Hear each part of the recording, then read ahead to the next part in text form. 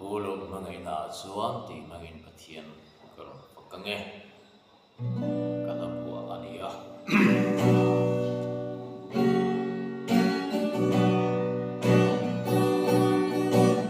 Hulog mangai na chuan chatuanin ka chuan amga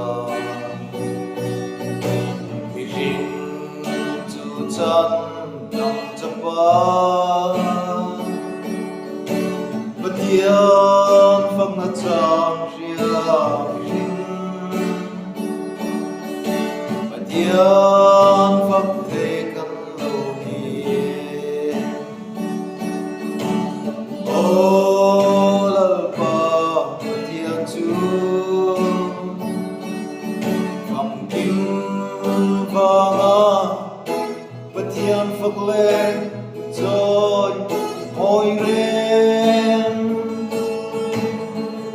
bất khát tê bồ ăn la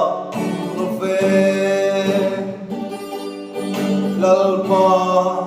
nắm phật lên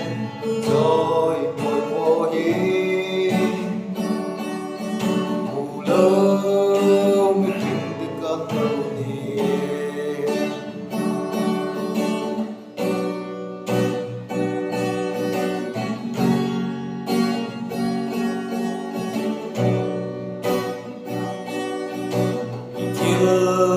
xiêm tin quên cái hiền lô quy gian không chúa cả ngày đi rình về thùng chúa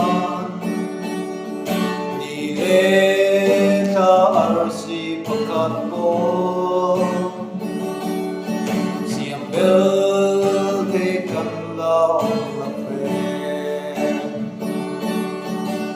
ô lal pa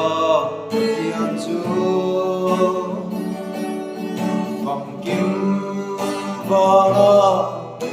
bất thiên phật lên rồi môi ren bất khát tê bồ ăn la về lal pa